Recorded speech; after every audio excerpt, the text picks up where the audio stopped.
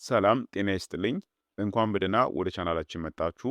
ዛሬ በአመጋገብ ሳይንስ ዓለም ውስጥ የአእምሮና የልብ ምግብ እየተባለ የሚጠራውን ስለ አልመንድ ለውዝ አስደናቂ የጤና ጥቅሞች በዝርዝር የምንመለከት ይሆናል። ብዙዎቻችን ይህንን ለውዝ ልክ እንደ ተራ ለውዝ ልናየው እንችላለን። ነገር ግን በውስጡ የያዛቸው ልዩ የተፈጥሮ ውህዶች፣ ጤናማ ቅባቶችና ከፍተኛ የቫይታሚን ክምችቱ በሰውነታችን ውስጥ ተአምር የመፍጠር አቅም አላቸው።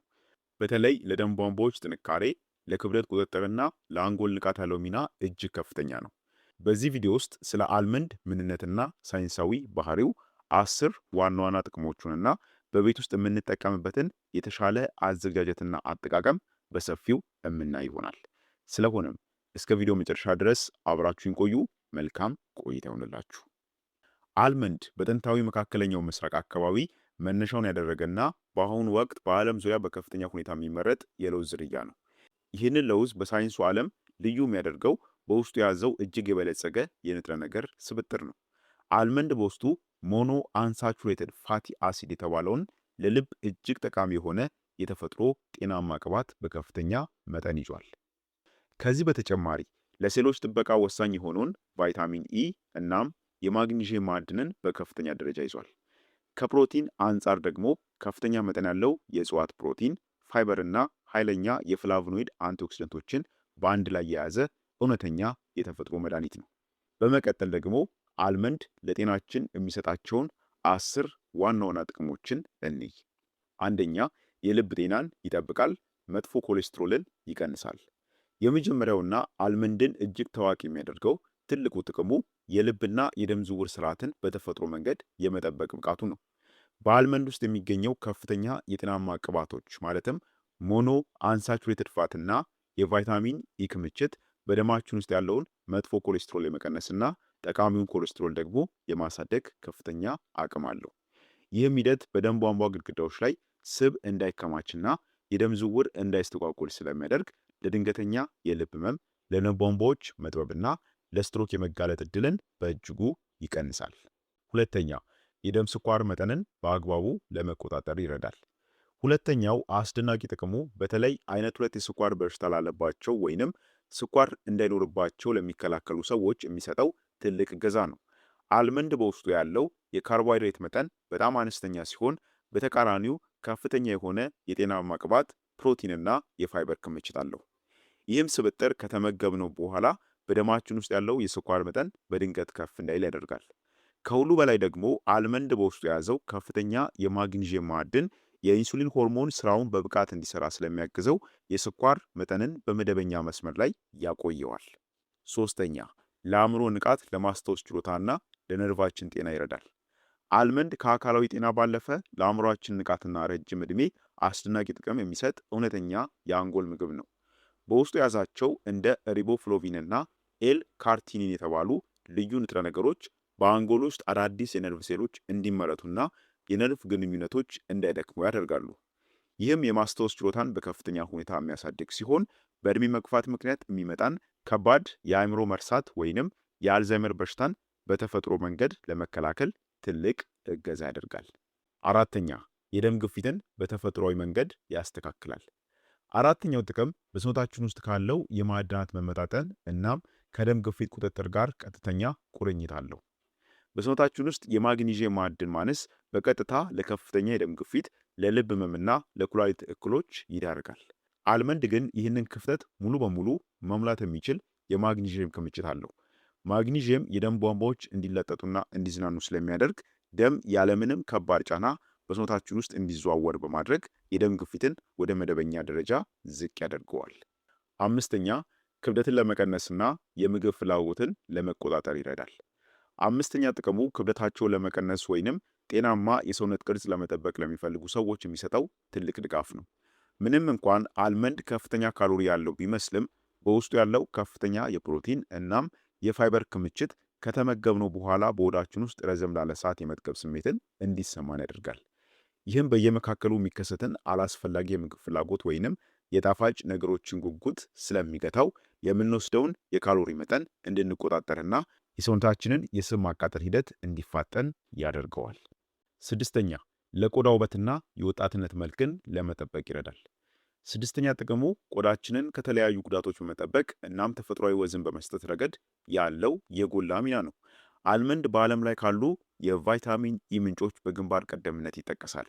ይህ ቫይታሚን ኃይለኛ አንቲኦክሲደንት በመሆኑ የፊት ቆዳን ከፀሐይ ጨረር ጥቃትና ከእድሜ መግፋት መጨማደድ ይከላከላል።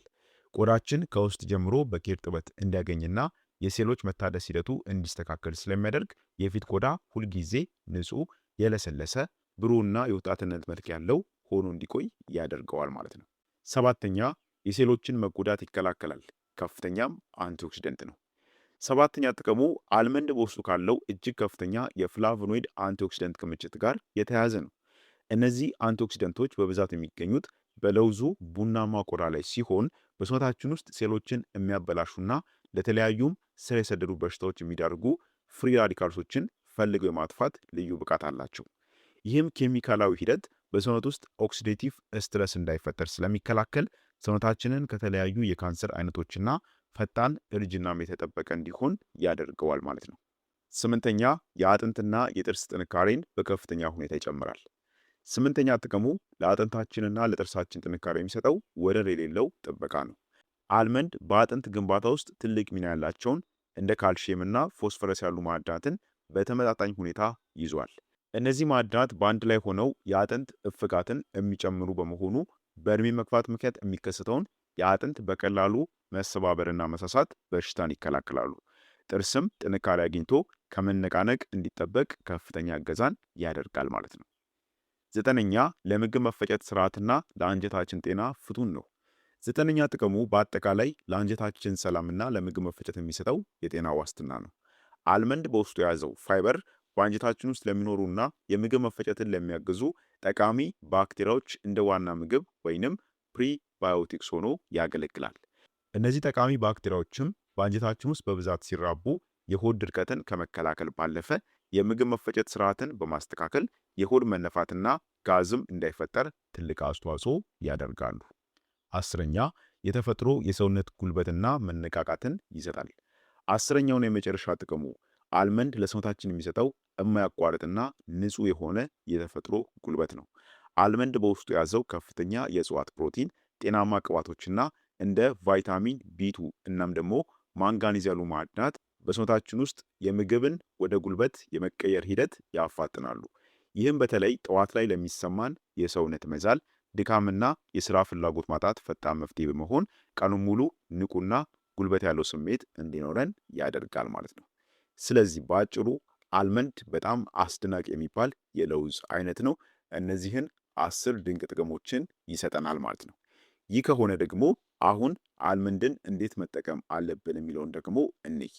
አንደኛውና የመጀመሪያው አልመንድን የምንጠቀምበት መንገድ በአንድ ሌሊት ውሃ ዘፍዝፎ መመገብ ነው። አልመንድን ለመጠቀም በጣም የተሻለውና በሳይንስ የሚመከረው መንገድ በውሃ ውስጥ ዘፍዝፎ መመገብ ነው። በቀን ከ4 እስከ 6 የሚሆኑ የአልመንድ ፍሬዎችን በአንድ ብርጭቆ ውሃ ውስጥ ጨምሮ ሌሊቱ ሙሉ ወይንም ለ8 ሰዓታት ያክል ማቆየት ነው። ይህ ሲሆን በለውዙ ቡናማ ቆዳ ላይ የሚገኘውና ንጥረ ነገሮች እንዳይመጠጡ የሚያደርገውን ታኒን የተባለውን ውህድ ያስወግደዋል። ለውዙም በቀላሉ እንዲፈጭና በውስጡ ያሉት ቫይታሚኖች በሰውነታችን ሙሉ በሙሉ እንዲመጠጡ ያደርገዋል ማለት ነው። ጠዋት ላይ ቆዳውን ልጦ መመገብ እጅግ ፍቱን ነው። ሁለተኛ መንገዱ ደግሞ የአልመንድ ወተትን አዘጋጅቶ መጠጣት ነው። ይህ ዘዴ በተለይ የወተት ተዋጽኦ ወይንም ላክቶስ ለማይስማማቸው የተለየ የተፈጥሮ ፈሳሽን ለሚፈልጉ ሰዎች ድንቅ አማራጭ ነው። አዘገጃጀቱም አንድ የሻይ ብርጭቆ በውሃ የላላ የአልመንድ ለውዝን ከ2 ብርጭቆ ንጹህ ውሃ ጋር በመፍጫ ማሽን ወይንም በብሌንደር ውስጥ በደንብ መፍጨት ነው። በመቀጠል በንጹህ ስስ ጨርቅ አጥልለነው የሚገኘው ነጭ ወተት ጠዋት በባዶ ሆድ መጠጣት ወይንም ከተለያዩ ፍራፍሬዎች ጋር በመፍጨት ወይንም ስሙዚ በማድረግ መውሰድ የሰውነትን በሽታ የመከላከል አቅም በእጅጉ ያሳድገዋል ማለት ነው። ስለዚህ የአልመንድ ወተትንም መጠጣት ይቻላል። ሶስተኛ የተፈጨ የአልመንድ ዱቄትን በምግባችን ላይ መጠቀም ነው። የአልመንድ ፍሬዎችን በትንሹ ካደረቁ በኋላ በመፍጫ ማሽን ፈጭቶ እንደ ዱቄት ማዘጋጀት ሌላው ቀላል መንገድ ነው። ይህንን የአልመንድ ዱቄት ጠዋት በምትመገቡት አጃ ላይ፣ እርጎ ላይ ወይንም የተለያዩ ሰላጣዎች ላይ አንድ የሾርባ ማንኪያ በመነስነስ መመገብ ይቻላል። ይህም አሰራር የምግቡን የፕሮቲንና የቫይታሚን መጠን በከፍተኛ ሁኔታ የሚጨምረው ሲሆን ቀኑ ሙሉ የረሃብ ስሜት እንዳይሰማና የደም ስኳርን እንዳያዛባ ያደርገዋል ማለት ነው። ስለዚህ በእነዚህ ሶስት መንገዶች አልመንድን መጠቀም ወይንም መመገብ እንችላለን ማለት ነው። በአጠቃላይ ይህ የምናገኘው የአልመንድ ለውዝ በጥንቃቄና በአግባቡ ከተጠቀምንበት ለሰውነታችን እጅግ አስደናቂ የሆነ ጥቅምን የሚሰጥ ድንቅ የለውዝ አይነት ነው። ከልብ ህመም ጥበቃ ጀምሮ ለደም ስኳር ቁጥጥር፣ ለአእምሮ ንቃትና ለቆዳ ውበት አልመንድ ወደር የሌለው የተፈጥሮ ስጦታ ነው። ስለዚህ የአልመንድ ለውዝንም እየተጠቀምን እነዚህን ጥቅሞቹን ማግኘት ይኖርብናል ማለት ነው። ልክ እንደ መደበኛው ለውዝ እየገዛችሁ አልመንድን ዕለታዊ የአመጋገብ አካላችሁ እንድታደርጉት እመክራችኋለሁ። ለዛሬ የነበረን የጤና ቪዲዮ ይህን ይመስል ነበር። ቪዲዮ ጠቃሚና አስተማሪ እንደሆነ ገምቴ ነው። ለሌሎችም ተደራሽ እንዲሆን ሼር እና ላይክ ማድረጋችሁን አትርሱ። ለዛሬ በዚህ ብቃን። በቀጣይ አስተማሪ የጤና ቪዲዮ እስከምንገናኝ በጤና ቆዩልኝ። ቸር ሰንብቱ።